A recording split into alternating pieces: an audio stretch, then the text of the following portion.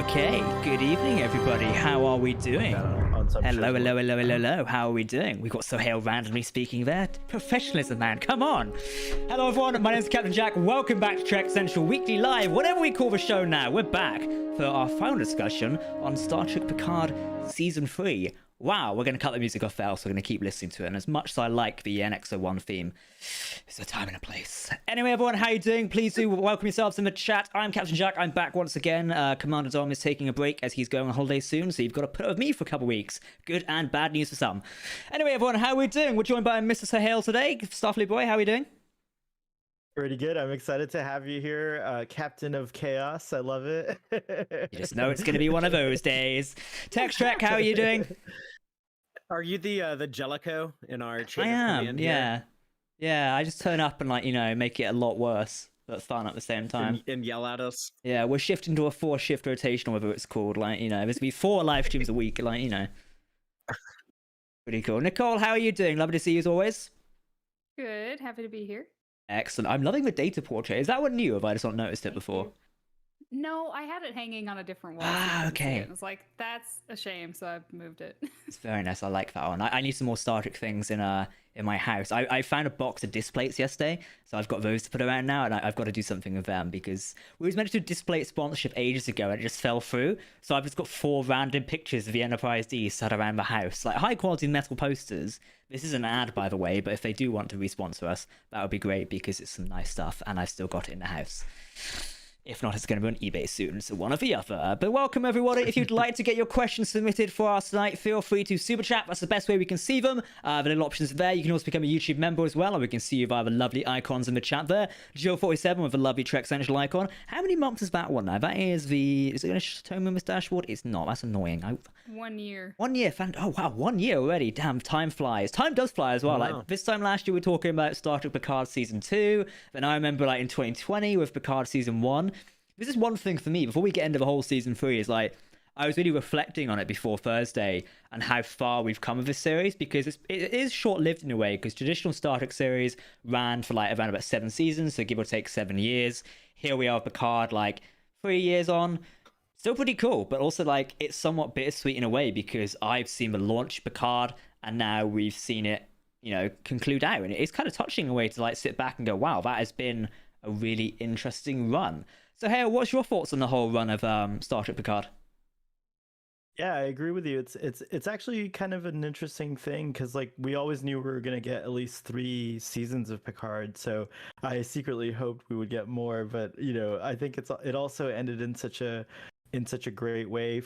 For me, I think I'm in the minority in most groups where I loved all 3 seasons. Like, I think Star Trek Picard is my favorite Star Trek of the new Star Trek series that have come out. So for me, it's like an extra big treat that we get like a series finale. But not just that, like Terry Matalas and crew somehow managed to also like give us like this kind of like closing of the chapter of a larger chapter, which is kind of like the story of the TNG era, if you will. That's what I like to keep calling it. You know, like that includes like you know, I guess all the way up to Voyager, and you know, Enterprise is the Berman era, but I don't think it counts as like the TNG continuity. But it does kind of like bring it to a nice like point or update or closing of a chapter so that you can start a brand new chapter. And I'm very excited. Jack, I know we're going to talk about it, but I'm excited about the Enterprise-G, and I'm hoping that I'm not. You know, yeah. Let's get this one out of the way now. But what I am excited about it is that, you know, I have my reservations just as like a fan about getting Enterprise fatigue if we have 2 shows running concurrently that are set aboard the Enterprise. But I do like the idea that 7 of 9 gets to command an Enterprise. I think that part of it is really awesome.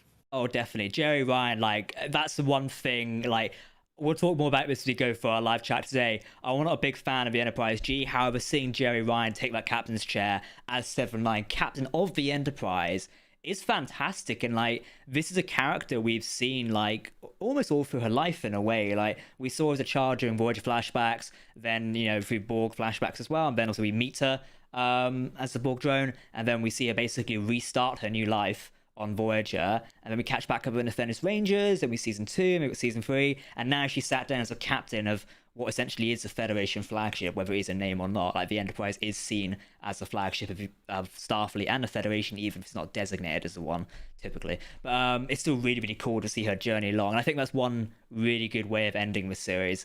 Is having someone take the new mantle. It is really passing the torch as well. We always knew going into season 3 that they would be passing the torch to the next generation. Sounds cliche saying it, but it's true. Like, this season was about passing the torch and very much about legacy as well. While Picard may have not respected its own legacy in certain points, it certainly respected the legacy to pass it along, which is really nice. So yeah, that's my thoughts. Nicole, your thoughts on season 3's ending? Where do we begin? The only thing I really want to say is that I wish season 3 had been more of the start of season like 1 and 2. I would have wanted to see more of this story as opposed to the first 2 seasons. But I do like how it ended. Tex, what about yourself? I think that the ending, in some ways, it kind of played things a little safe, but this whole season, it was all about the execution. I feel like if you had shown me an outline of the story they wanted to tell with season 3, and I was even adamant early on, you going into the season, like, oh, are they really going to like repeat David Marcus from the Wrath of Khan? And like, just there were so many things in here that I feel like would have been easy to mess up, but the strength of the show. The greatest strength of it came not from the writing, not from the plot, but from the cast. Just having those actors as those characters, they have such incredible chemistry. I think that's probably some of the strongest chemistry of any cast on any TV show ever. And yeah, like they could make that material fly. Like it was phenomenal to see. It really impressed me. There was some of these actors I was like, man, like Gates McFadden is so much better than I ever thought she was, and yeah, I was just incredibly impressed. They really stuck the landing. I think the smartest thing the show did was get that band back together, both like the actors in front of the camera and then a lot of the creatives that we don't see, the people behind the scenes, like the Okudas, Doug Drexler, Jeff Mandel, all of those people who gave us the Star Trek look and feel that we wanted with this amazing cast. I agree. One of the best things season 3 has done has been getting the next generation crew back together, and it's done it so well. So I'm trying to type something in a minute, and Windows is not agreeing with me.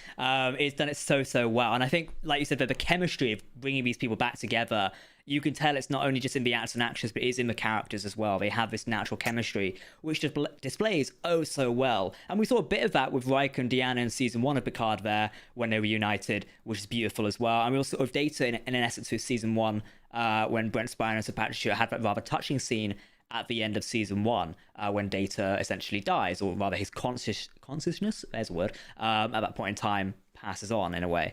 But yeah, I totally agree with you. I think the reconnecting the old cast was good, but also the new cast as well. It's one thing to focus on. Like Ed Spellier's Jack Crusher, I think he nailed this role. No matter what you think of Picard hanging on the Secret Son, I think Ed has done some fantastic work with everything he's been given. He's a really good actor as well, and like him coming into this was really, really nice. I really enjoyed that. What did you guys think about these sort of like Borg coming back? Because that's something we speculated on for a while. Like, who are the enemies? We obviously had Vatic, Vatic played by Amanda Plummer. Then obviously we've got Borg Queen come back, who's obviously voiced by Alice Krieg, but physically portrayed by Jane Edwina Seymour. What do you guys think for Borg Queen returning? So, hey, what do you think about? I don't know why I didn't just like know that it would be the Borg, because like the Borg have been like the big bad kind of in the whole series. Like they've been around at least through the whole series. But I was just super chuffed personally. I love Alice Krige and her rendition of the Borg Queen, and so to see her reprise the role at least through voice, and then it was not what I was expecting at all, so that I was pleased with that. I always like it when like something that, I guess we've seen so much of is still kind of like surprising me. So I was like pleased that they had this like horrific, melted, skeletal, like weird, crazy, obsessed, desperate version of the Borg Queen. So they're saying that this is it for the Borg, and I think Disco supports that with saying like we only hear from them like maybe 100 years after. But I really hope it's not the last we see of the Borg, because I love the Borg. So yeah, I was pretty pleased with how it all played out. I was disappointed that the changeling stuff kind of got dropped in favor, but I also, in retrospect, now that I'm rewatching it, I'm like, maybe we couldn't even. It was kind of a gift that we got the changelings at all, and references to like DS9 and stuff like that, and I don't mind it being through that plot point. I know what you mean about the changing part. Like that's one of my criticisms. Now we've ended Picard season 3 is while Amanda Plummer as Vatic was a really good villain for her time on it, I do feel like maybe it was a little bit overhyping by the creatives and the press and everything before the season of like, oh, she is the worst villain the crew have ever faced. It's Khan level. Realistically, it didn't quite feel like that. It was Khan-esque because clearly with the Nebula episode, which now I'm forgetting the name of, is it No Win Scenario, I think? Or was that the one before it? No Win Scenario is 4. Yeah, what's number 3 again? Episode 4. Yeah. What's 3 again? I've forgotten off the top of my head. And I'm looking at my notes. Whatever number 3 was, the one in the Nebula, basically. Like number 2 and 3 were the battles, essentially. This whole thing was very Wrath of Khan-esque there. So like with Battle in the Nebula, like very submarine warfare between Titan and Shrike. It very much channeled its Wrath of Khan vibes there. And, Vatic, it was a bit like Khan, I guess. But also she was a mix of her father's character, of General Chang, where she's spinning around in the chair, chanting the evil stuff as well. A great villain, but also I feel like they've been hard done by just to be replaced with, oh yeah, they were servants of Borg. Anyway, here's the real villain. And like that's one of my critiques as well. It's like, cool, we when we reached episode 8 and we did away with Vatic, we then had 2 episodes, or rather 1.5, to shoehorn in the Borg and actually deal with them in a way. And yes, obviously the changelings were serving them the whole time, and the face is meant to be the Borg Queen, which you don't quite ever make the full connection between, unless when you see the Queen's face, you draw 2 and 2 together, but it relies on the viewer doing that. It was just a very weird moment for me. I was like, cool, we could have maybe set it up like the reveal could have come a bit sooner or something like that. I get the idea of climactic reveals at the end to hype things up, but then stuffing a Borg in 1.5 episodes, I feel like they could have dealt with more to flesh out that storyline. We could have seen more of it, because a little bit of it just felt rushed in the end, especially the Enterprise-D flying in to save the day at the end, and everyone's happy ever after. Because I guess wanting, go on. Yeah. I was gonna say, I guess wanting more of it is a testament to how good Amanda Plummer was, because I thought, to me, her acting in the episode where they captured, or they think they've captured the Titan, that's some of her best stuff all the way up until she's even ejected. So I was kind of bummed to lose her as a character, but then I'm thinking about it's like maybe Amanda Plummer's like, I just want to do one Star Trek and that's cool, So it's like one thing I'm learning after Picard, diving into these AMAs that Terry Metalis is doing and all the other creatives and all that, is there's a lot of ideas that they had that are similar to some of my hopes and desires, but obviously time and budget, and what they could do plays a big factor. So I'm starting to realize, oh yeah, I see that they were on the same kind of tip as me, but now when I'm rewatching it, I'm trying to see if I can catch things that I didn't catch before. But yeah, I would have liked Vatic there at the end, because especially the Borg Queen mentions her, so it would have been neat if she somehow survived all the way. Also, the Shrike as well. They threw away that one pretty quickly. This is meant to be some advanced Predator awesome warship, and they just blow it up. I get it's very cliche entertainment to go, well, let's just fire a torpedo. Or it's that line of fire everything, fires 4 torpedoes. Okay, let's talk about the Enterprise-D though. Nicole, you're a big fan of the Enterprise-D, the Galaxy class. Take it away.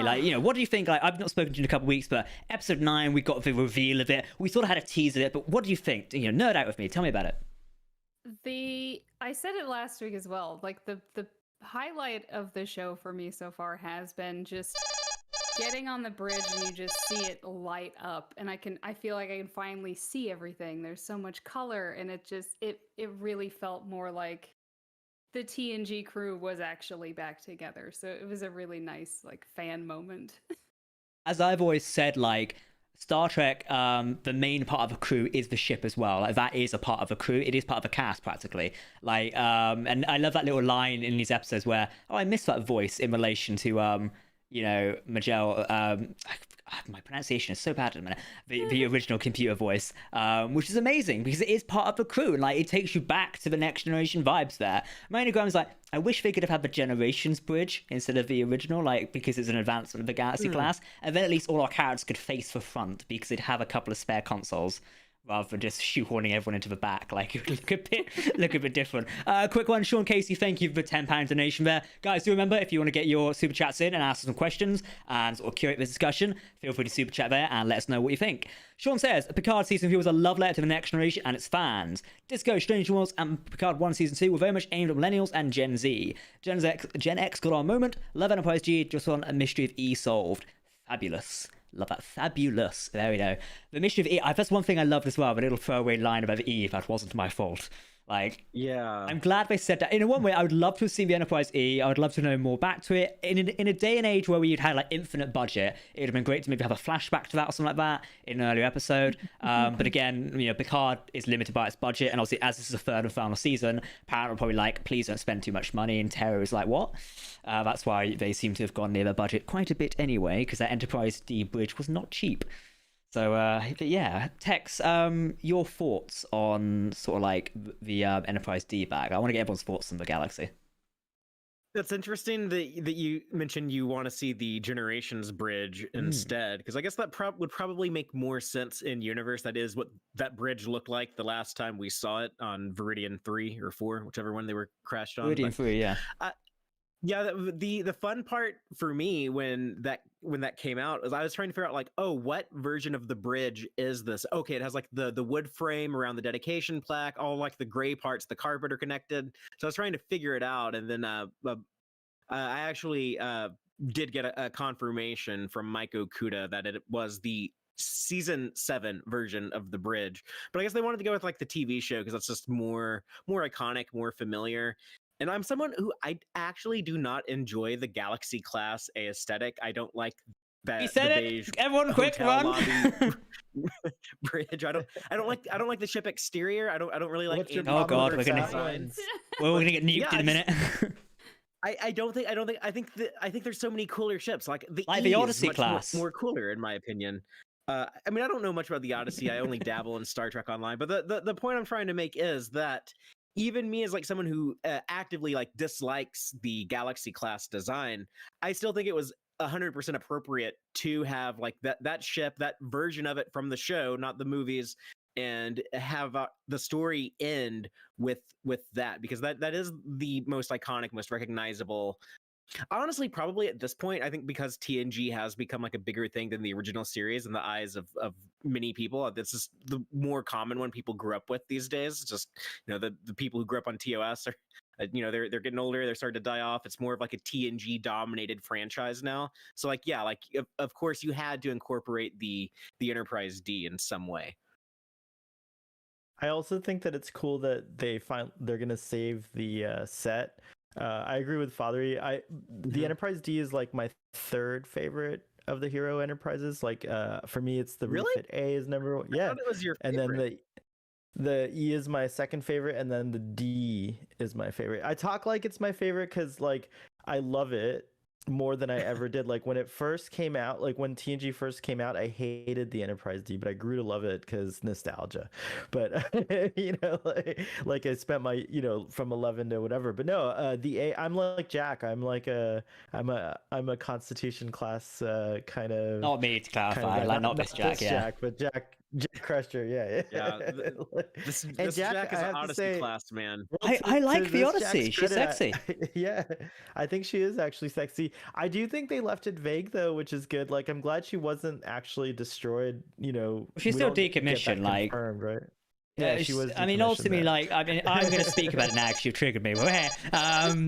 Here we go. It does, yeah. Everyone brace yourselves. Thank you very much for that donation. I'll get to you in just a second. The Odyssey class, like, we always knew from day one it would be decommissioned. Also, I've seen some stupid takes online about it a minute. But we've always knew it would be decommissioned, which is fine. Like, that's great. But I wish we'd spent more time getting to know her, like if she popped up in this season here and there, like, and just to, like, you know, do tribute to the Enterprise. Also, it's not the first time this happened in Star Trek. We got the Enterprise-C in one episode of Picard, one episode of Next Generation, which was there for one episode and then was promptly killed off, apparently. And before Star Trek Online and then a few books, that's all we knew about the Enterprise-C, was the fact she fell at a battle of, is it Navidian 3 or something like that? I think I'm mixing two names together. She fell in defense of that Klingon outpost because it was attacked by the Romulans, and that's when we knew the Enterprise-C. So it's not the first time we've been shafted by an Enterprise, or we had to be where it was quickly almost attacked in a movie, it was attacked in Generations, and that's all we knew about it. That's all we got. So for the Enterprise-F to have its like entrance and then swiftly be decommissioned was a bit meh, but I do wish we'd seen it at the end, like before we jump a year later, to show us like, yep, she's completely effed, we can't repair that one anymore, because it was fully working in the episode. It was firing phasers, the bridge looked fine, like, personally, and I have this theory here, and I think we've confirmed this is incorrect, but I can't go into too much in a minute.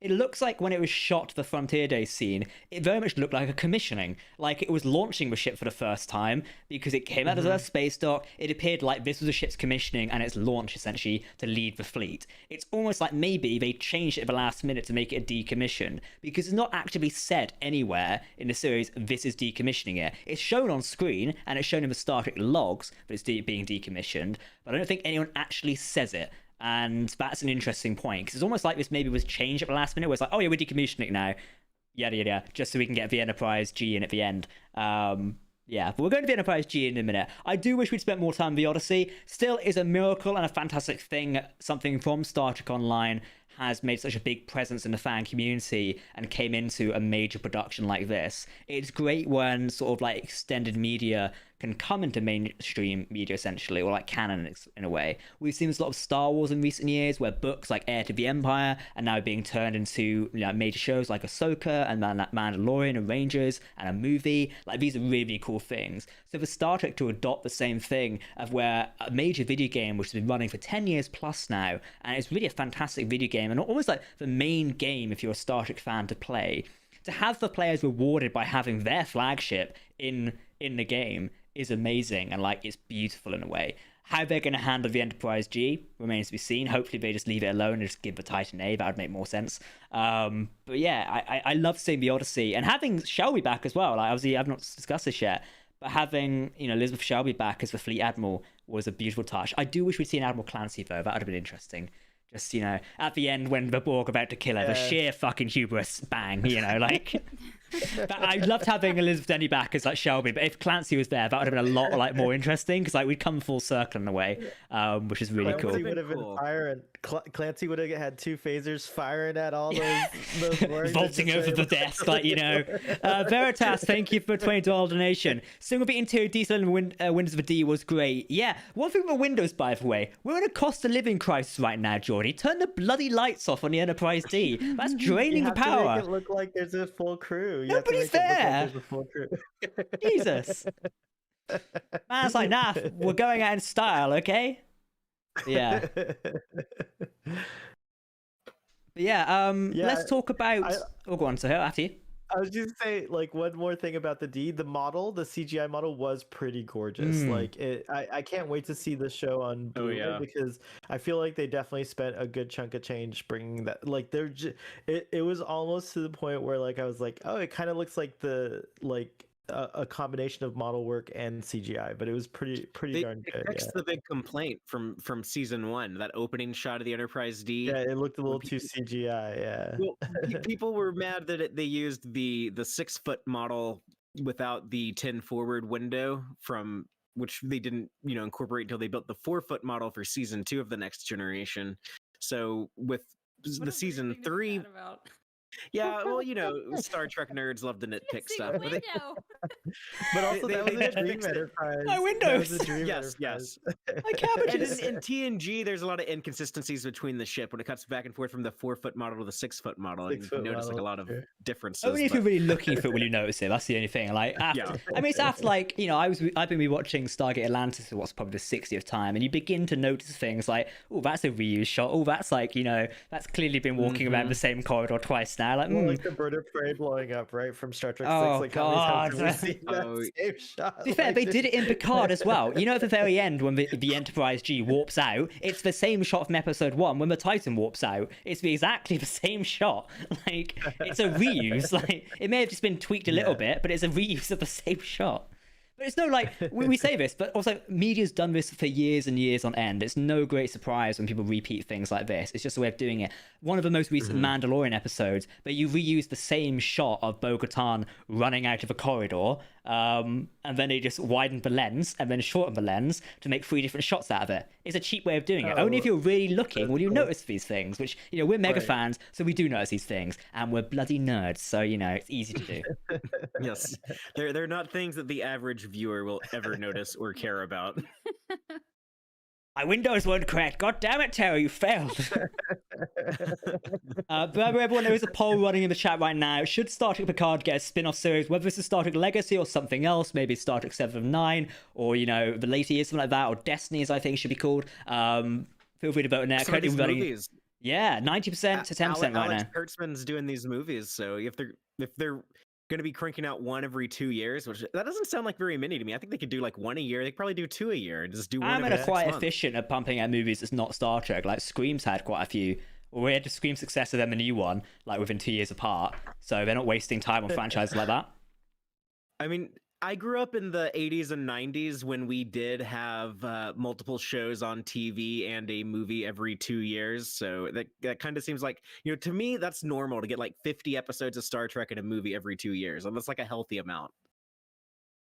Yeah, I mean, I'd be up for Star Trek movies. It means we can all gather around a red carpet. Well, you know, some of us can wait on the fence outside. Other guys can be on the red carpet, but you know, swings and But even roundabouts. if they're not doing the theatrical release, if they're just going to do the Section 31 model of doing it for streaming, I mean, they're clearly having issues trying to get a new Star Trek movie greenlit at, you know, Paramount Pictures. They seem to be only focused on making like big budget movies that can have like these big billion-dollar box office returns. And they seem to think the only way to do that is through the Kelvin characters. I actually think like Star Trek is probably not the massive crowd pleaser franchise to do like the Star Wars and Marvel type numbers consistently. But if they're like, okay, well, it's going to be too small potatoes for us to do big theatrical movies, I'm like, well, that's fine. Let's just do this, you know, every 2 years or so, have a movie on Paramount Plus. I think that would also be a good way to go. Yeah, a great way to increase Paramount Plus's numbers as well. I mean, it depends if Paramount can afford it because they're not doing so well in the old financial market at the minute. So let's see how well these ones do. It's also a cheap way of doing it because, like, you know, also Michelle Yeoh isn't going to be cheap, so hopefully they see a return for this one. But I reckon they will because Michelle Yeoh is such an in-demand actress at the minute. People will flock to Paramount Plus to see her new movie and see what she's doing. And she's a great actress as well, and is tied to Star Trek already. So you've already got an old audience there, and you've got a new one that's going to come from all her recent success. So. Guys, I want to talk about Picard's own legacy, and I've got a few critiques on this. But one of the big things I want to bring up, and it's what we rinsed Picard for in our review, was forgetting Lars at the end of season 3. It seems conveniently that Picard just forgot, you know, she was there. I would like to have a meme that she still sat in the same bar like a year later. Nicole, what do you think about the relationship between Jean-Luc and Lars? Like, it's formed through season 1 and 2, and then obviously season 3 just seems to have casually forgotten about it. What do you think about that? Honest opinions. Until you just mentioned her, I forgot she was even in the season. That feels like such a throwaway scene at the beginning. Like, oh, do we choose happiness and like retirement? No, we must go save the universe. And then she's just still in the bar. At the bar still, yeah. Yeah, it was a bit of a... I think it's one of my critiques where like Picard as a third season banged so much on about like legacy and the importance of the past, and was clearly making a statement on the fact, oh yeah, your future from the past is still here, you know, things like this, but it just seems to forget its own legacy in a way. And we've seen this a fair bit throughout season 3, where it's like the season isn't very happy with the first 2 seasons that came before it, and fair enough, they weren't met to the critical acclaim that season 3 is currently meeting, and that's fair enough. But I still think it's a little bit shitty to kind of write over them and take the piss, because not only does it like disrespect the show, it's also to the writers and the creatives and the actors and all the people who've made those episodes and those moments so special, and a lot of people connected to it. Oh, we've lost Tex. Oh dear. It's knocked the entire live stream format out. Bloody hell. Okay. We'll all stick with. There we go. He's back now. Oh yeah, Sorry. look, now I'm all Sorry, I was trying to mute because I had to sneeze and I accidentally Oh, clicked that's all right, the yeah. turn off camera button. Technical difficulties there, but yeah. There we go. As We I got it. was, Sorry. I'll go back to my rant. It does seem like the show did forget part of its legacy, and one of these things as well is with Nepenthe, and we see this in episode 8, and we rose this point quite well as well, is where it appeared as like it was like an effort to lighten the mood in episode 8, Surrender, where Riker and Deanna are in the prison cell on the Vatic ship, and it kind of comes across the way where it's almost like an attack on the season 1 episode of the same name, and like it kind of degrades it in a little way where it's like, oh yeah, we never actually liked the planet, I don't know why we're there, what a stupid idea it was to go there, yada yada yada. And this is very much after one crew member's just been shot dead on Titan, and they've just been on about Troy and Riker's grief and how Troy kind of abused that to like get inside his mind. It basically comes across as like a low tolerance for like season 1, season 2 of Star Trek Picard. And we pointed this out, I believe a few other Trek websites pointed this out.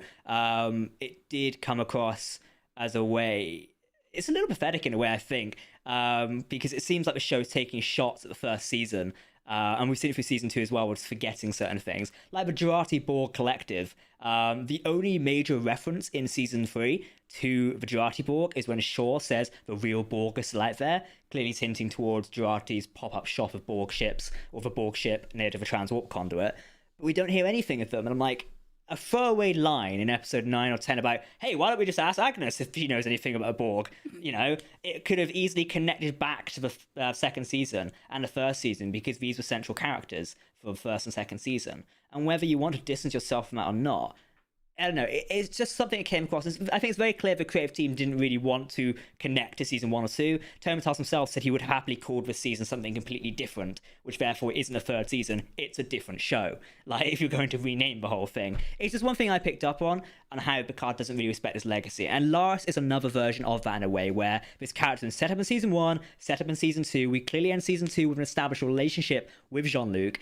Come around season 3, that's thrown away because we're back with the old people now. Way, and by old people I mean old crew, not that they are old. Just to clarify, that's just one thing that sort of irked me a fair bit with a show that's so keen on respecting its own legacy, or respecting the legacy of its characters, that it should respect the legacy of its own show as well. That's just my 10 cents on it. I'm not sure if you guys have any counterpoints, what you think about it. Open to it, but yeah, that's. Someone take it away. I've ranted too long.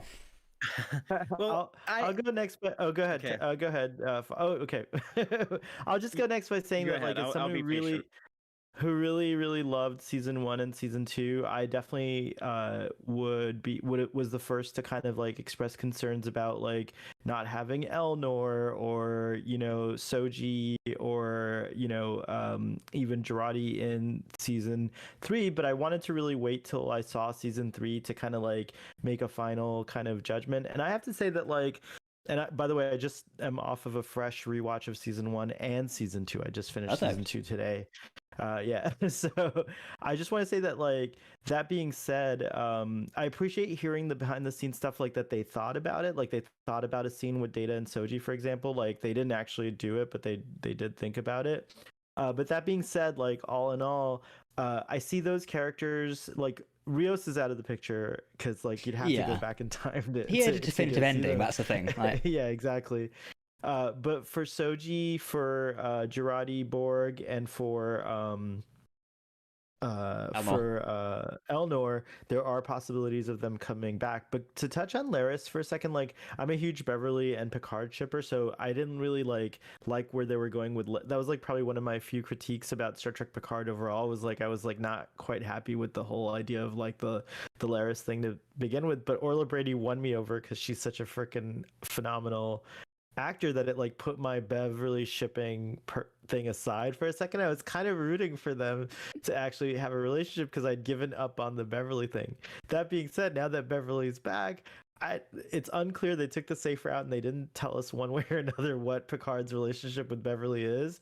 But I kind of now see it as like Laris was just like, all right, I'm gonna leave now, and like, I'll still be around in your life, but clearly we're not going to work as a relationship because this is something that you thought you put behind you, but clearly not. And so I like the idea of like through Jack in a possible legacy continuation, we'll get little updates on Picard and Beverly. But I am bummed about Laris not having more. But at the same time, I'm super pleased that they even put her in the first episode because they could have just been like, oh no, we're not going to have Laris at all.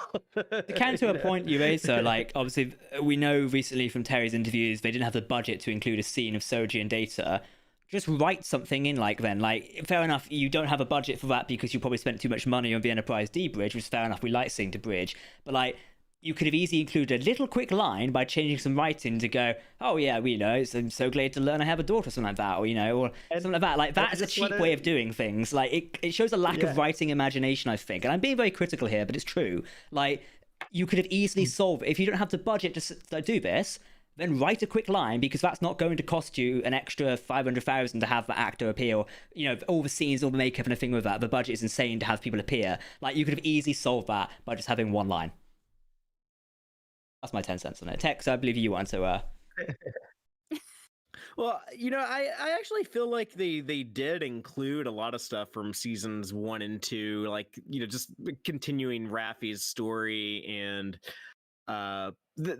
this wasn't like, to me, what the other Star franchise did with, say, The Rise of Skywalker, which I think very intentionally wanted to retcon away everything of the previous movies, and I to the point to where I found it distracting and unenjoyable, because it felt like they were just like looking at like, what are people complaining about on the internet? Let's do everything to make them happy. I think Picard season 3 does have like a degree of that, but not to that level. It does seem to embrace, certain things from the first 2 seasons. My bigger concern was that for a show that had so much reverence for legacy Star Trek, where we get that moment in Bounty where they're showing all of the ships at the museum, and we get like to hear the Voyager theme and the Star Trek 4 theme and all of that. But the show very much ignored all of the modern Star Trek shows, like Strange New Worlds, Prodigy, Lower Decks, Discovery. It's like, it wouldn't have hurt to have a Constitution class at the museum that looked like how it does in Strange New Worlds also, or as well. like the Farragut. The Farragut could have been there or something, or they could have had like a Parliament class from Lower Decks. You could have had like the Vancouver there or something. They could have like mentioned Lower Decks representation and also Prodigy representation. I'm not sure how much is to build on your quick point there, Tex. So I can judge about the Lower Deck ships. Don't quote me on this. I'm not sure how much I can say on this yet, but Lower Decks models were supplied, but according someone made a decision not to use them. And I may be able to leave it at that on some other point. And this is me speaking my arse here, because this week or yesterday we proved we do know what we're talking about. Discovery season 5 reshoots, but there were models supplied, but they weren't approved for some reason, and we do know who they weren't approved by. But the Parliament classes and Cerritos, things like that, they could have been in there, but they're not. So yeah. Yeah, going back to your point, big missed opportunity. Like, why not throw that in? Like, this could have been like the moment that had like everything. That was Star Trek First Contact, for example. 1996. I remember seeing it in the theater. Big deal. 30th anniversary. They just did Trials and Tribulations and Flashback on TV. So there was a huge deal for like the 30th anniversary of Trek, and that movie.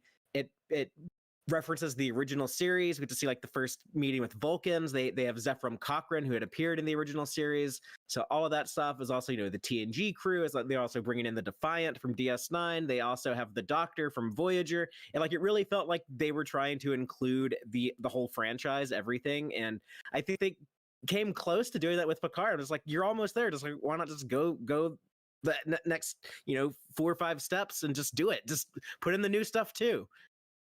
No, I totally agree. Like, it would have made a lot of sense to actually have these things. Like, the Enterprise model could have easily have been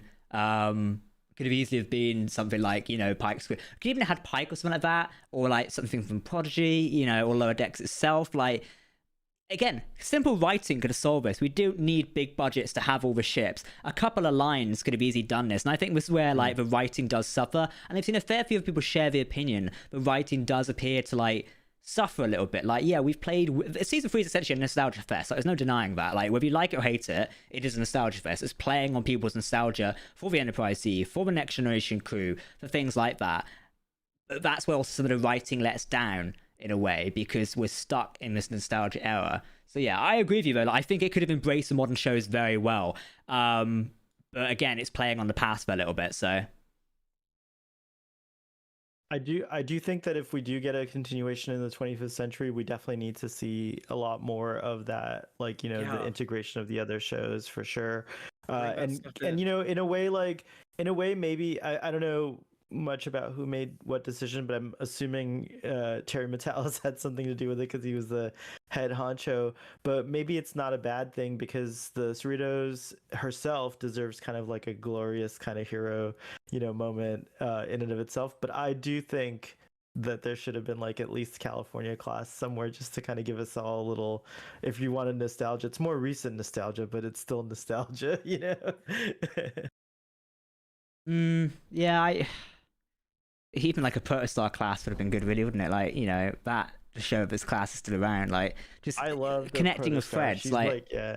Starship has been doing very good at this lately in connecting with threads between like different series, and like we see that with Strange New Worlds, we see that like Star Trek lately is taking a leaf out of Star Wars book where we're slowly filling in all the gaps between things. Like, you know, with Strange New World, we're now seeing Pike's actual years commanding the Enterprise. We've seen, you know, Robert April's in it as well. Like, you know, we're seeing him, and obviously sooner rather than later, you'll be able to go from Star Trek Enterprise. I mean, right at the minute, you can go from Vulcans of First Contact to Enterprise, then to Strange New Worlds, then to TOS, for example, and we fill in the gaps, or rather should I say, then to Discovery, then to Strange New Worlds, and we're filling in the gaps of the Star Trek timeline. One thing I'd love to see is the lost years between the Enterprise, when the Enterprise A gets decommissioned, then on to before we, you know, meet the Enterprise D and things like that. Like, you know, that's a time zone we should explore more. Now we're also getting it where the time between the end of the Next Generation saga with Star Trek Nemesis, we've got Lower Decks, we've then got Prodigy, before we get to Picard. We're filling in all these gaps really well, the Star Trek timeline. Picard, also now in the 25th century, we can tell more news stories in 25th. Discovery, we're in the 32nd century, filling in the gaps. It's one thing the show is doing, or the franchise is doing so well at. So then to have a season not really acknowledge the rest of what everyone else is doing almost feels like it's very much, I'm in my sandbox, I'm only going to play with my toys when it comes to all the other shows. It's one thing that struck, like you said, Tex, it's one thing like they could have done this more. Like First Contact played with everybody's toys. They had the Defiant there, which was an odd choice at the time, according to the showrunner, and they kind of had to think their way around that one after a while because they kind of blew it up almost. But it's still pretty cool. Like, you know, there's still plenty of stuff that could have been done there. It's a shame we couldn't get like a Janeway cameo as well. We could have easily tied off more major characters. Luckily, we get Tuvok though. Nicole, what do you think of Tuvok's appearance? Wasn't expecting it, but very pleased. He was great in Voyager, so it was really nice to see him, you know, even for the brief moment that it was. And guys, let's talk about it now, because, you know, we batted around the bush. Enterprise-G, Tex, take it away. What do you think of the next generation of the Enterprise-G being introduced? I am so confused about that ship, and I think it's beautiful. Here we go. It automatically became one of my favorite Enterprise designs, and Seven has always been one of my favorite characters since she was introduced in '97.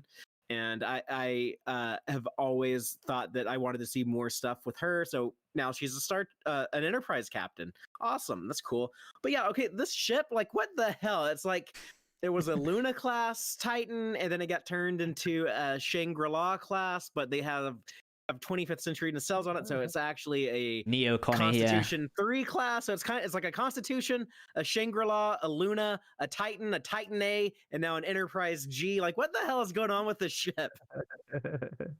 I think that's what it is. It's what the hell is going on with this ship. I'm really happy about Bill Krauss, the designer, because I really love his designs. I especially love, what was the one with the row episode? Intrepid. What was the class? Daughterstadt. Yeah. Duderstadt.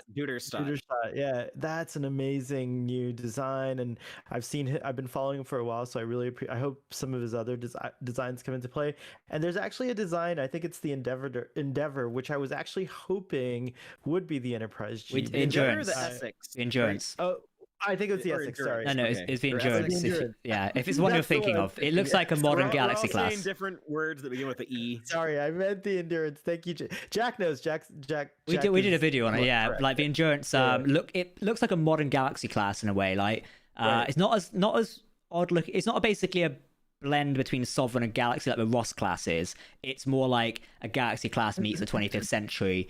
It's all a bit like STO. Like Nicole, you might know the Andromeda and the Yamatos of like the Galaxy class in STO. Those ones that are like futuristic Galaxy classes that have done for the 25th century in Star Trek Online. It's a bit like that in a way, but the Endurance is beautiful. And it's a 23rd century design. So if Star Trek Picard wanted to do what it's done, where we've used an old design for new, like it's done with the Titan, because we really, they really had to have a Constitution class as the Titan, didn't they? We couldn't have just had the Lunar class. It had to be Connie, because it then emotes feelings back to the TOS era. And again, it's playing on nostalgia there, because people recognize the shape of a Titan is the shape of Star Trek ships, isn't it? It's two nacelles, source section, drive section. It is the pinnacle of like Star Trek ships. We see it at the Connie Enterprise, Pike's Enterprise, and then a lot of them follow that. It's only when we get to the next generation where we start breaking that up a little bit. We go into the Sovereign, we go into the Odyssey. Ships become more elongated, stretched out, and like, thinner, like Voyager, for example. So to go back to that is very, playing on nostalgia as well, because it's catering to the TOS era and things like that. So then for like the Enterprise-G to also be that, it feels very aggressive in a way. Like we're not pushing. For me, the Enterprise as a flagship should always push forward. Like it should be the pinnacle of Starfleet technology. Like the Odyssey was, like the Enterprise-E was, like the Galaxy class was. I mean, one of the opening lines in Next Generation is Picard saying, "Let's see what this Galaxy class starship can do," alluding to the fact, but you don't know what it can do because it's so brand new. At that point in time, only the Galaxy, the Yamato, and the Enterprise-D had been constructed at the Galaxy. It was a new ship. It was the top of the line for Starfleet. Whereas now, the Enterprise-G is an underdog, because when the Titan was introduced, the Titan A is a kit bash almost between the old Titan, the Shangri-La thingy, Neo-Constitution, whatever you want to call it, and they said at the start that the Titan A was an underdog. Therefore, canonically, that then makes the Enterprise-G as a bit of a shitty underdog in a way. I hate to say it so plainly like that, but that's their own words there. Sean Casey, thank you for the £5 donation.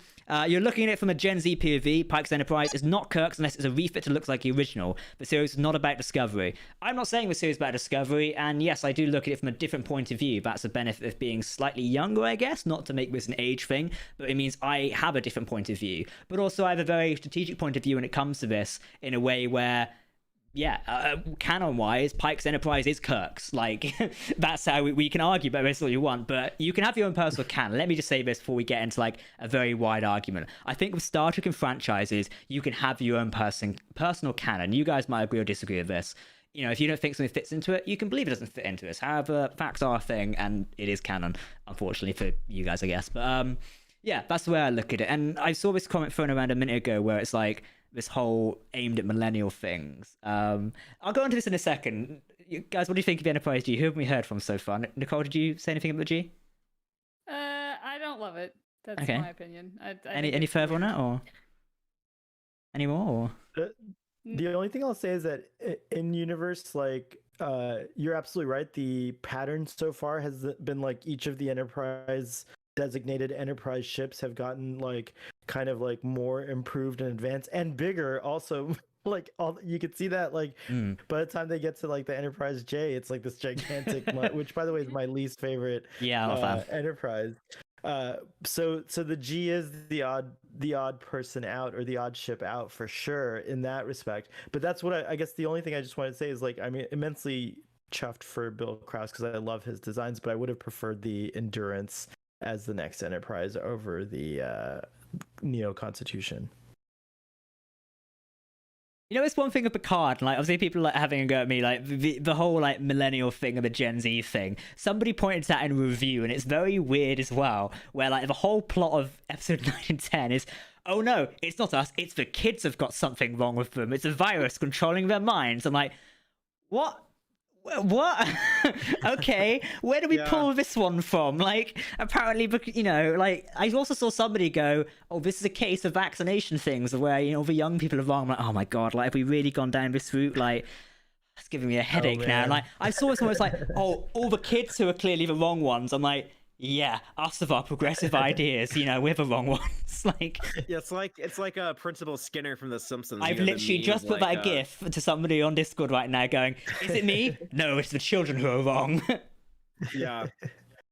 I do think that like episode 10 cleared up. I had like some concerns about what the mixed messages of like episode 9 with regards to that, but I think episode 10 cleared it up for me personally in a pretty okay way, which is like it was the Borg queen. That was her whole plan, was to turn the young against the adults, and then the old people have to what save she the day. considered- Yeah.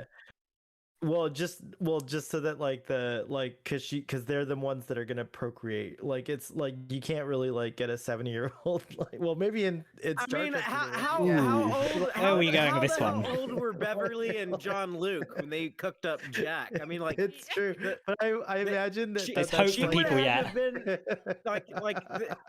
Like she would have had to been like her late 50s, and he would have had to have been like 70 when that happened. Because the Borg Queen even says, she's like, my whole thing now is forget about assimilation. It's like procreation. Isn't that what she says? Like something like that. So it makes sense that you would get up to age 25 because that's can Borg drone shag? That is the question we're asking here today. Like, Trek Central, asking important questions. Borg sex, we're here for it. I mean, we know the Queen can. Like Data. She could totally do it. She's like, yeah. He's fully functional, so functional. Yeah. That was still a creepy episode, wasn't it? My God, Jesus. I've completely lost my train of thought now. It's because of my absurd Borg Queen thing.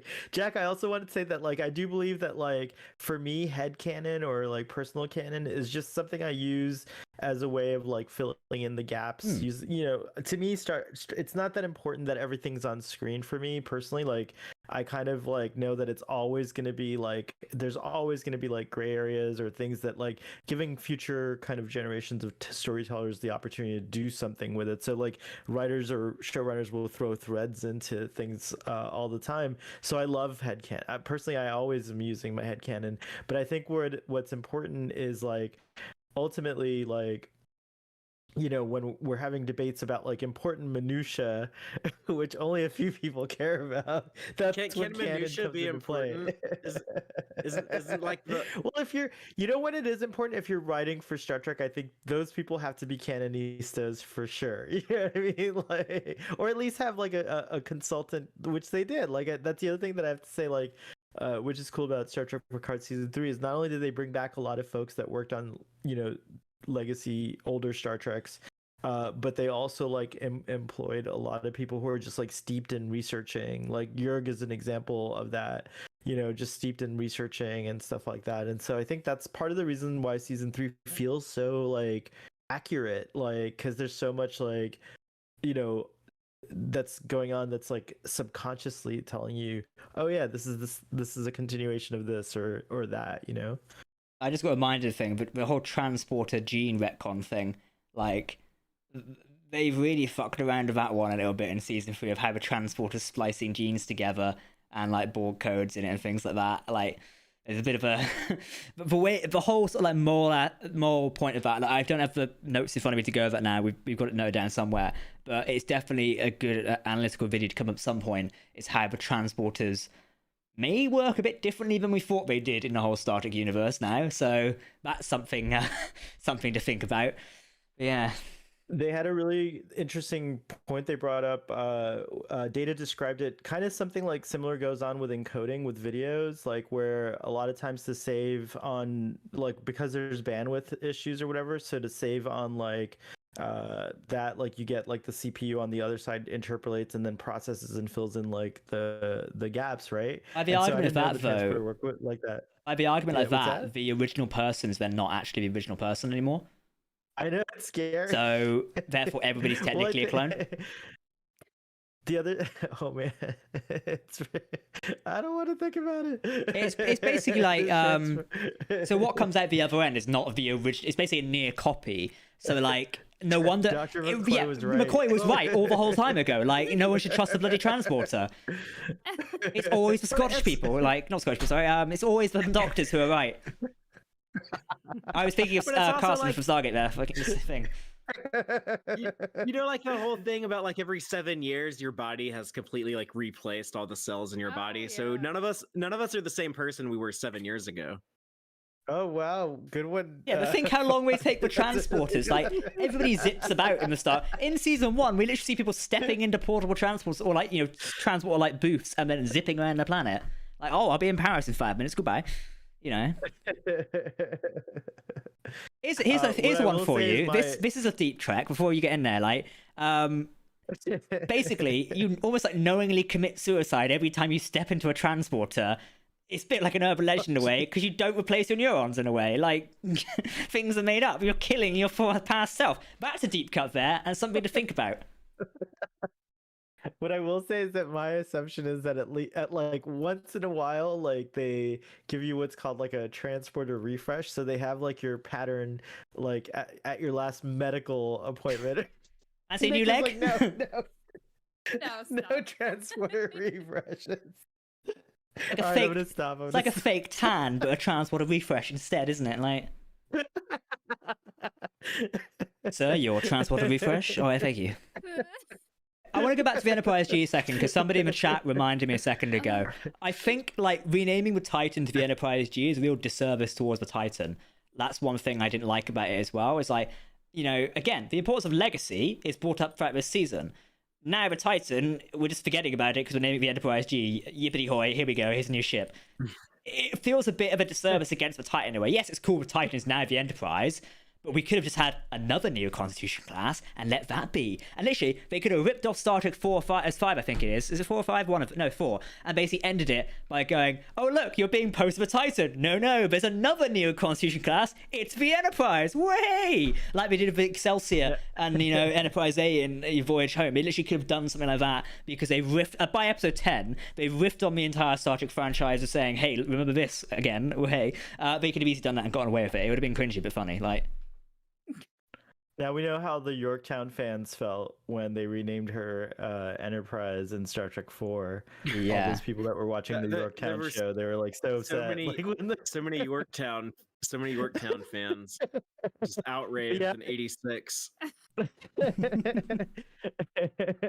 quite funny. I have to say, like, I do feel like how short a period was Titan A like Titan? Like, it was it 5 years? 3 to 5 years, give or take. 3 to 5 years. The thing is, they're not clear on the bloody dates. Clearly, originally, a lot of change was happened for season 3 because the Star Trek logs at one point I think said 407 or 2407, and then at one point it's 2402. And I'm like, my God, clearly, but someone changed the dates to begin with for season 3, and then it's got confused around it because like Shaw says he was captain for like 5 years, maybe or something like that. Or like it's implied it's been on 5 missions, which we could equate to maybe being 5 years, or at least 2 years.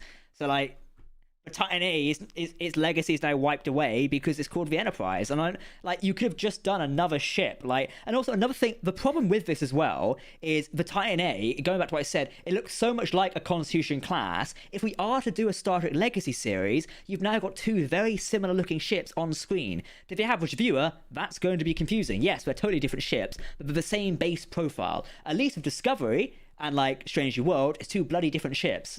You can tell the difference. That's one thing older Star Trek always did well at. Always did good at, sorry. Every series had its own unique ship. Voyager was vastly different to the Enterprise-D. Deep Space Nine was a space station and then had the Defiant, which was basically, you know, anger impersonated. So like, you know, it's all different. Whereas now, if we do want to do a Legacy series with Seventh Line Captain of the Enterprise-G, the ship's going to be too close to Strange New Worlds a little bit. Yes, it's different, but it's still going to be very too close in a way. That's my concern. Yeah, there you go. Well, Jack's ran over for the next 5 minutes.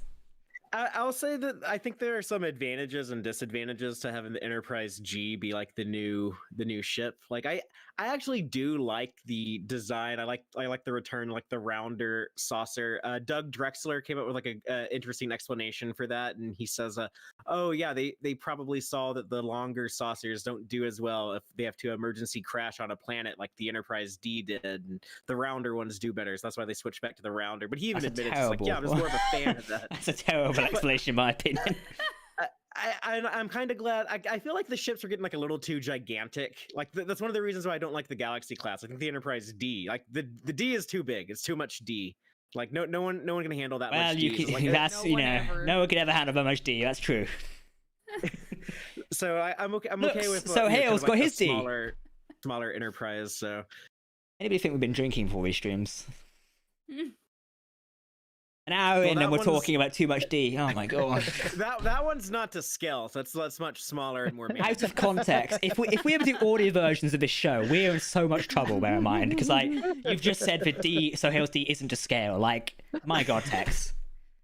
Come see Trek Central live at the convention, or let us do it live because we've just spoken about someone's D No for one the wants last to 5 see minutes. that live. Well, I take that back. It's the internet. There are a lot of people. Who It wanna brings a see new that term live, to but- fuck it, we'll do it live. Like, this is why I like my big E.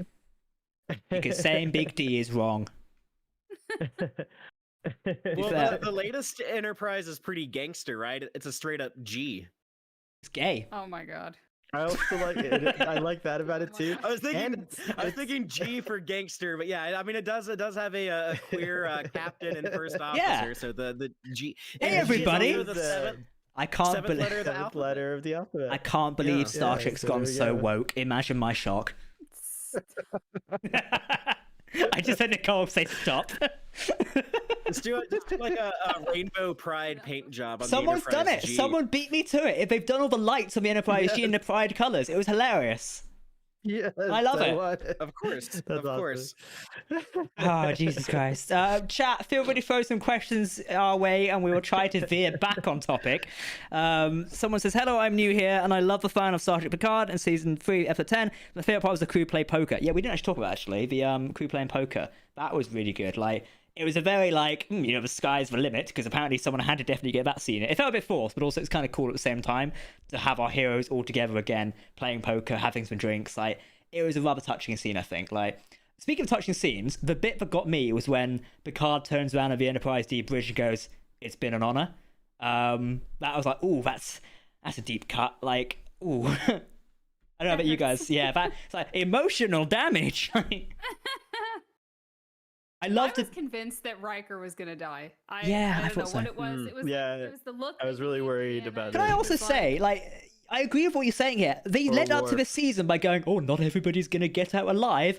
Fuck you! Like, everyone clearly Everyone's got lying. out, didn't they? Like, you know. Not Ro and Shelby. Well, that's because they only Yeah. killed off the Fuck you female characters. Like, they brought back legacy characters and only killed off the female ones. Bit weird. Like, and also, actually, scratch that now, because Terry's gone on record here, like, because of maybe criticisms mounted. Apparently, Ro and Shelby are still alive. Sorry, they were killed on Lies. screen. Oh. Absolute Lies. bollocks. Like, that's how. I'm sorry to say that, and people can argue me all they want. They died on screen. Shelby was shot twice in the chest. Yes, this is Star Trek. You can get killed in a reactor chamber and fired into a planet and still come back. But still, come on. There's got to be some realism here. Like, Ro's shuttle blew up, and apparently, in a deleted scene, but again cut due to budget because the Enterprise-D was so much, she beamed off and was later found in the Enterprise-D, Intrepid Dungeons, sorry. If she's found in the Enterprise-D, it'd be hilarious. She's found on the Intrepid Dungeons along with Tuvok and every other legacy character, apparently. Because the changings, just kept her alive, whatever. And then obviously Shelby was apparently, I've not read up on the Shelby thing yet,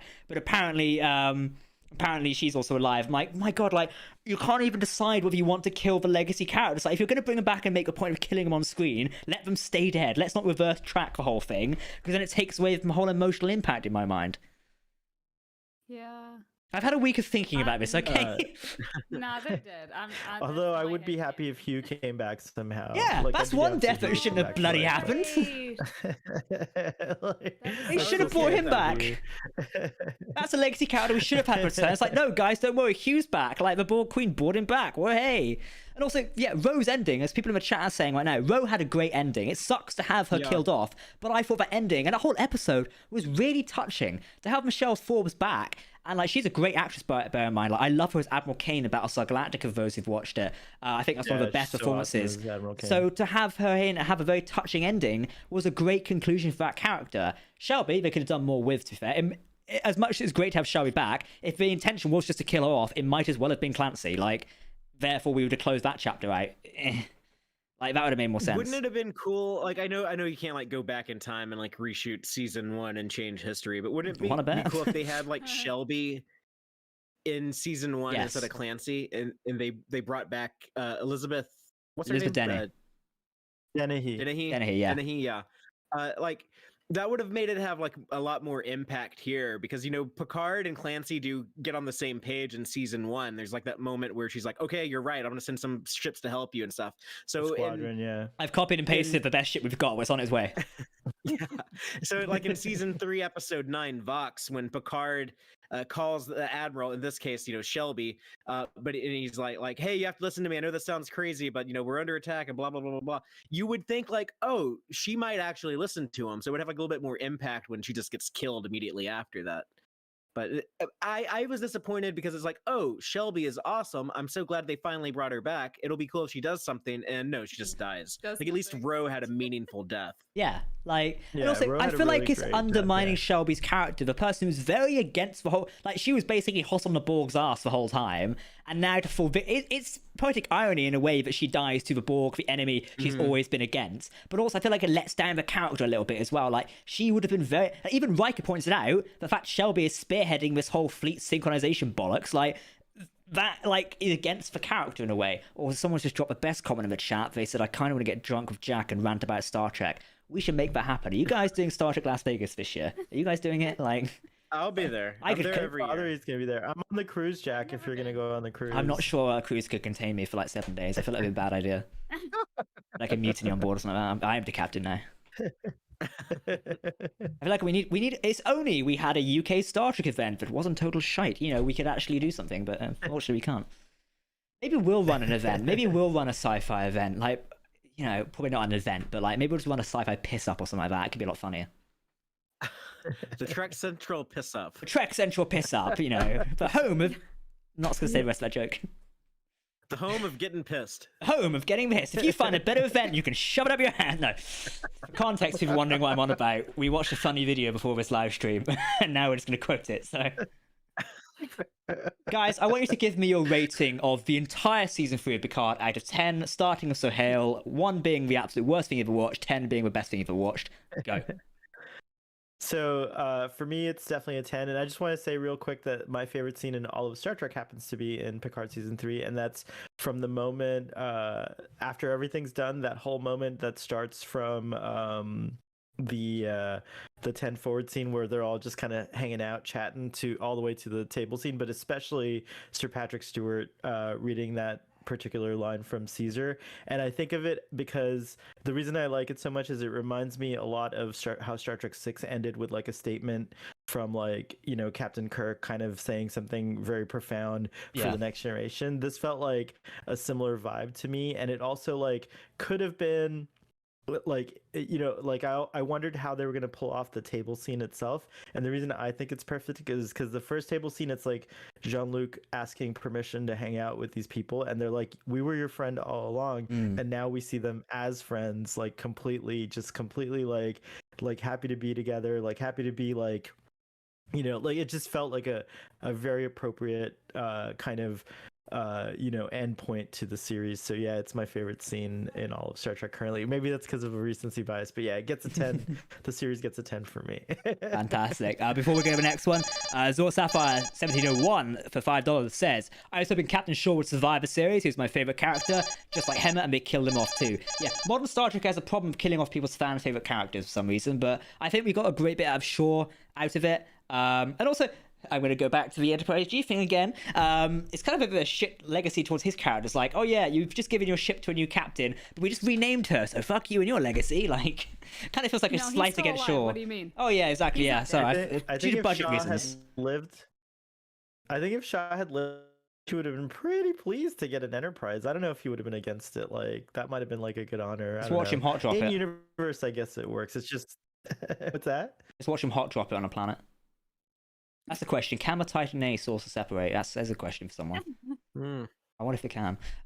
Chipper says, I would love to go to piss up the Trek Central team, but no Simp-Hail. For some reason, we're getting a lot of people saying they would love to go on a piss up with us. So I think the Trek Central booze event may be a thing coming in 2024. I think it'd be a great idea. So, hey, what's your drink of choice? I think I tend to go for Manhattans as Ooh. a starter. I really like Oh. those. Nice, That's my yes. Tex, what about yourself? Are you a whiskey man or something different? I'm more of a beer drinker, Okay. so I'll just stick with beer. Now, as the younger person here, because everyone's What been about you, pointing Dan? out I am so millennial, I'll go for spirit straight up, so I will go straight for a gin and tonic, usually a double. Not an Right alcoholic, on. it's just been a stressful week. It's- I was gonna have a gin like while a good doing the night. stream, but on hindsight, probably a better idea didn't. Nicole, your rating of Picard season 3 out of 10. 1 being worst, 10 being the best. What do you think? I'm not going to explain why. I'm Okay. just going to say 6.5. Fair enough, we can accept that. Tex, yourself?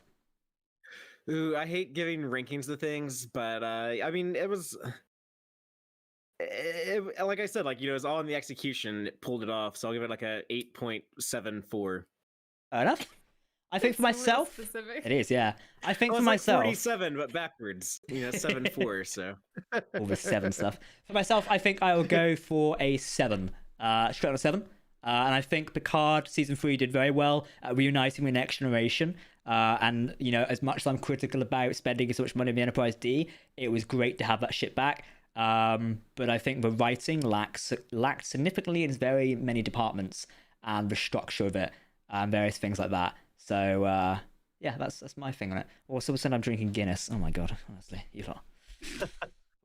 And one thing, by the way, I know a lot of people are going, oh, I'm surprised at the low ratings. I'm surprised you didn't like this. This is the point of opinions and reviews. It's something Star Trek teaches very well. Everyone's allowed their own interpretation of something. And I think that's what people need to respect and understand. It's like, some people absolutely love the season. It's the best thing since sliced bread. Some people didn't. It's the same thing of season 1 of Picard. Some people bloody loved it. Some people didn't. This is how modern entertainment and shows and any form of media work. Some people love it. Some people hate it. The important thing is we respect other people's opinions and what they do. If you're just having a casual opinion about it and you go, yeah, I love this, or I hate it, don't go to other people and go, I'm disappointed in your opinion. I don't agree. This isn't very nice. You're wrong. That's not how we do it here. We're having a fun, friendly community discussion, and everyone's welcome to their own opinion of Star Trek. Because Star Trek is for everybody. Like I said this week, when we were discussing the whole Seven and Rappy thing on Twitter, Star Trek is for everybody. So respect other people's opinions, have healthy discussions, and that is the best way forward. Ladies and gentlemen, do we have anything else to say about Picard Season 3? It's just been a real pleasure, like talking about it weekly with y'all, and just like getting to know new friends. Nick, it's been really cool to meet you, and Yeah, I look forward to more discussions when Strange New Worlds comes back, and also in between all the fun stuff we've got planned. Indeed, here and there. we've got 7-ish weeks, I think 8-7 weeks now before Strange New Worlds comes around. It's going on June 15th, 2023, which will be exciting. So we're back with Captain Pike and the Enterprise crew. We've got a trailer breakdown here on the Trek Center channel. Do go and watch that one. It's going to be very exciting. I'm excited for it. I love a bit of Anson Mount as Captain Pike. We interviewed him back at Wales Comic Con last year. A lovely person to talk to, who also has done Invisalign as well. So I feel a lot happier knowing somebody else is doing that. Yay. Tex, your final thoughts on Picard Season 3? Anything you'd like to add? I'm very, very excited at the possibilities right now. I'd love to see more 25th century stuff. I don't think it necessarily has to be this legacy show that I know Terry Metalis is pitching. I think that there's other options. So whatever they can decide that they can afford to do, be it a different spinoff, be it like new movies or whatever. I'm eager to explore that, but I'm also very excited to get back to Strange New Worlds, Lower Decks, and Prodigy later in the year, because those are my 3 favorite Star Trek shows in like this new era. So it's the rest of the year is looking really good for me. Picard ended on a great note though, and just excited for the possibilities going forward. Fantastic. I think that's everything. A lot of people asking us, will Trek Central Weekly continue for the non-Trek weeks till June 15th? We're all here and there. We should be back next week, but we might have a quick break next week just so everyone can take a breather, as obviously it's been a very busy 10 weeks plus. So we might be off next week to take a quick little breather, and then we're back with some different shows. We'll be interviewing some guests. We're doing some various different things. I was speaking to Nick about doing some Star Trek Online stuff, so maybe one week we'll do something different and spice life up, and maybe do a bit of STO, because I'd love to get back into it and try some of the missions at some point, Nick. So maybe we can do this together. It's so much fun. It is, yeah. Do you know what? I need to buy an Odyssey class in game. I don't actually own this. For as much I bang on about it, I don't own an Odyssey. And then could we all like be on your ship? Is that how it works? Yeah. Like when we're hanging? can, Like, yeah, oh, you so can like be I on could the be like bridge. at the helm or something. Not like Oh, that, but you wow, can okay. come and visit You the can bridge. sit it. Oh, Yeah, we could do it. We can maybe start the Okay, stream all on gotcha. the bridge, something like that. But maybe we'll see if we can do cryptic and maybe get some like giveaway or something running for the community. That could be a good idea. We'll speak to Ambassador Kale on that. Right Like on. But yeah, everyone, this has been Trek Central Weekly. It's been 10 awesome weeks of Picard. Whether you loved it or hate it, it's been fantastic having you here joining us all. I think I can say on behalf of Dom, TJ, and the rest of the team, it has been a pleasure bringing you all of our content production over the last 10 weeks plus, and also over the last 3 years as well. Trek Central has been alive almost as long as Star Trek Picard, a little bit longer than it, and we're outliving it, well, hey, but it's been fantastic to bring you all these streams. I'm obviously here for a limited time at the minute, but it's fantastic to bring it. Dom's off on holiday soon, and I know he's been very excited about spearheading these streams. It has been a joy. I also say a massive thank you to Sahel, Textrek, and Nicole for being our resident stream people here to talk about Star Trek Picard Season 3 with you guys. It's been a pleasure. We're very eternally grateful for you giving us Sunday evenings to us to talk about Star Trek. That's the part where you say, yeah, that's a good idea. Yeah, I was awesome. thinking, Great Wave and idea. smile, you miserable bastards. This is great. This is a sponsored video. No, I gave you the thing. I gave you the Elnor thing. It's like the highest okay, honor I yeah. could give Oh, it. yeah. but he's the dead Eldor now. thing, They of killed him course. off. That's one thing we've got to... blew up on the No, Excelsior. according to Terry, he's dead. not dead. According to Terry, he's Yeah, not but dead that's as well. like- the writer's tweets are not canon. Exactly, that's what we've been saying, Tex. Anyway, we're going to end this stream before I go fucking mental. But thank you, everyone. It's been a pleasure bringing us all to you, and we'll see you very soon in the future for more Star Trek stuff. Thank you very much, everyone. Live long, prosper. Everyone, give your Vulcan salute, so I'm going to shoot you, and we'll see you very soon. Goodbye, everyone. Don't you give me a sarcastic ass Vulcan salute.